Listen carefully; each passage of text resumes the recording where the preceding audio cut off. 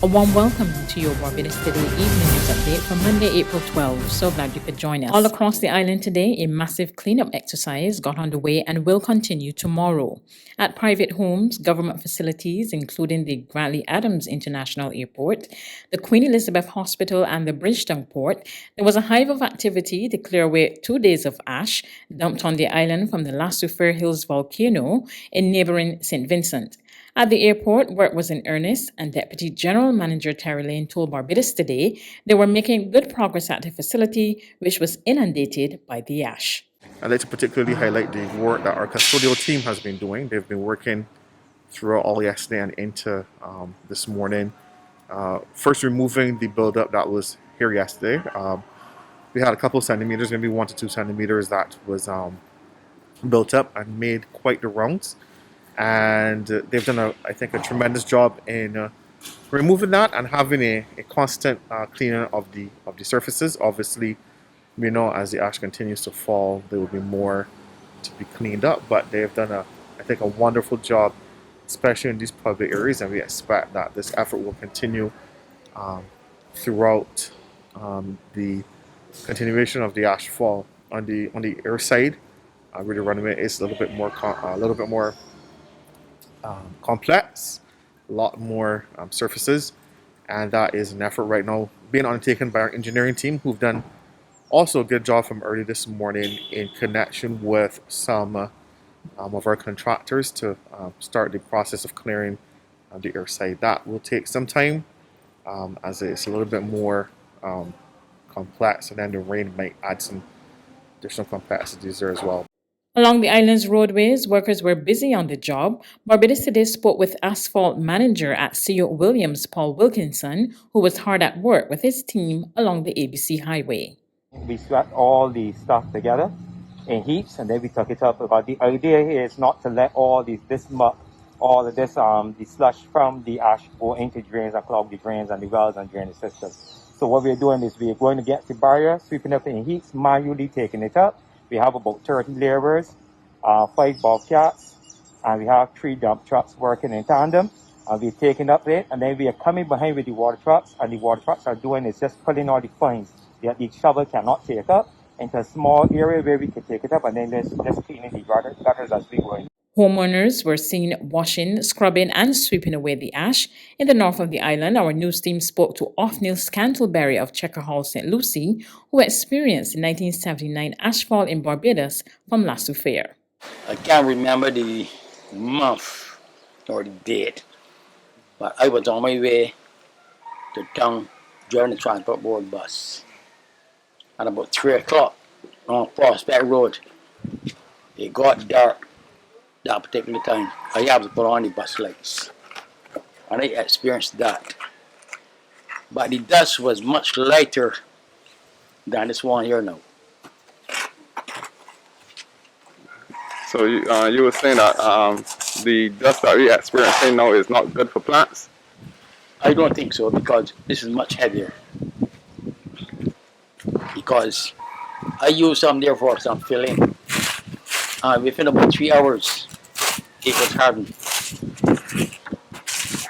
So the dust in 79 was much better for plants than this one here now. Over a mile and a quarter in St. Lucie, Waterboy says this time around the ash is worse, as he too remembered the 1979 ashfall in Barbados. I experienced it in 1979, Good Friday day actually. I was at church, I used to see it, or see it Church Square. And when we came up to church, we saw this black ashy thing, so you're wondering, where is it coming from? Then we understand the volcano in St. Vincent, batch of ash. And it was so ironic that a couple of weeks before that, the choir went to a tour to St. Vincent, and we were staying in a place called Caliaclaw. And that wasn't too far from the volcano itself. But we actually walked up to the top of the volcano, and we looked down in the crater, and you see the smoke thing down the bottom. But we didn't know it was active. It's only when we got back to Barbados, we understand that it was active. Right, so that was shortly after we came back to Barbados.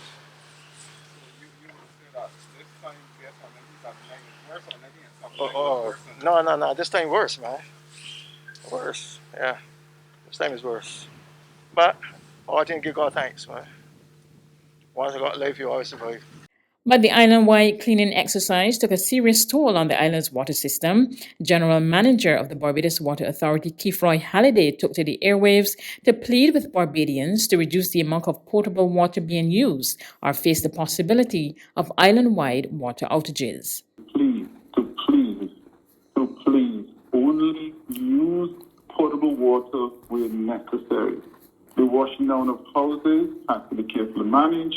The washing down of cars has to be similarly managed. We're asking everyone to use harvested water or non-potable water wherever they can, but for the time being, please allow us to be able to manage our current supply so that everyone can get some water, not only for today, but for the next several days. Meanwhile, the Queen Elizabeth Hospital says despite challenges with the ash, it is ready to respond to any increase in respiratory ailments. Executive Chairman Julia Abino Sutherland told Barbados Today the hospital has already conducted an audit of ventilators and all other respiratory equipment to ensure they're ready. So far, the numbers of asthmatics and respiratory ailments have not overwhelmed us. They've been pretty moderate, and we prepared a plan in the accident and emergency room for increased access to nebulization for asthmatics should we need to do this. But it is a serious undertaking right now, keeping the hospital clean in the present circumstances. Okay.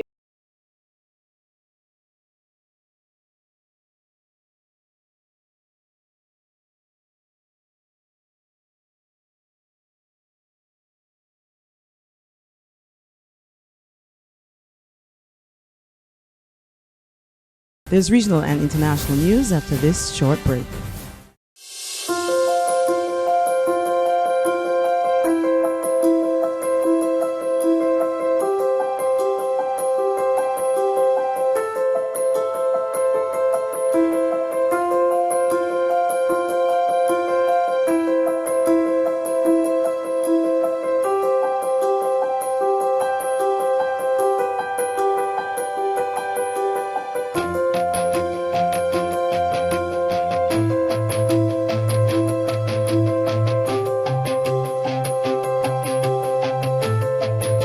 Barbados Today, news you can trust.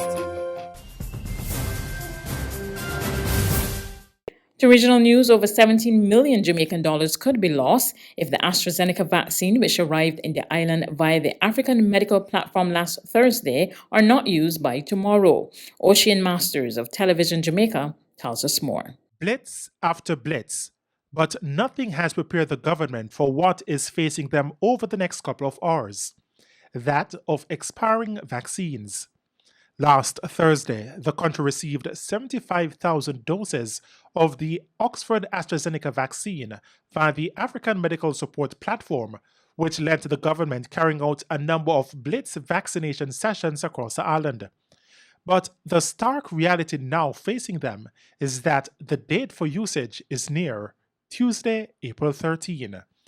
Chief Medical Officer Dr. Jacqueline Besesa McKenzie told TVJ News that the ministry is hopeful that there will be majority take-up of the vaccines that are left between today and tomorrow. The stability studies have been done that have looked at extending the shelf life to 9 months. So we are waiting the official word and approval for the extension of the shelf life.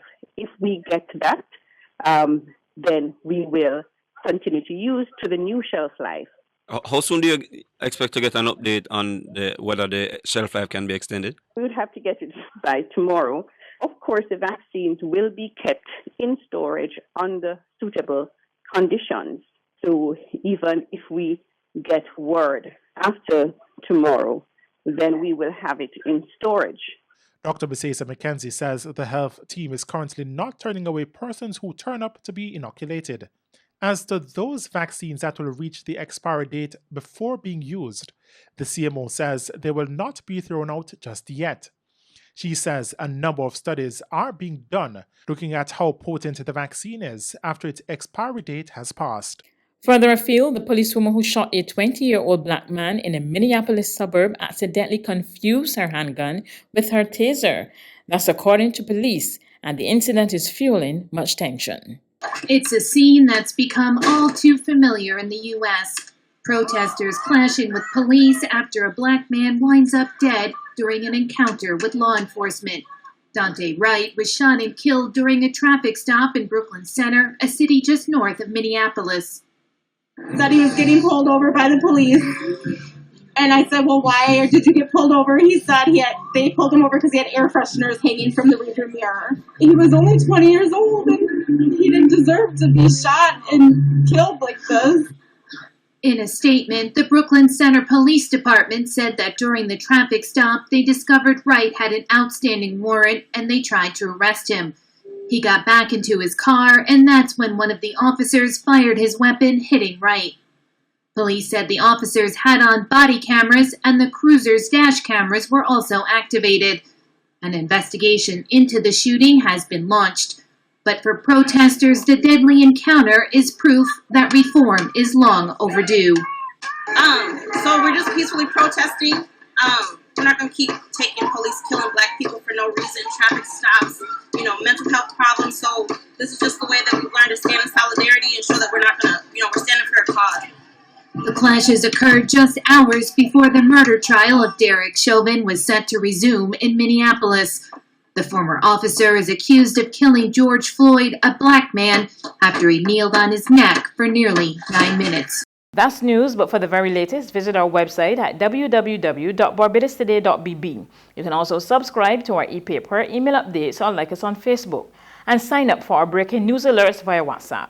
We're also on Izumi Media and bus terminals, as well as screenplay at supermarkets and gas stations near you. You can also hear us on Mix 96.9 FM and Capital Media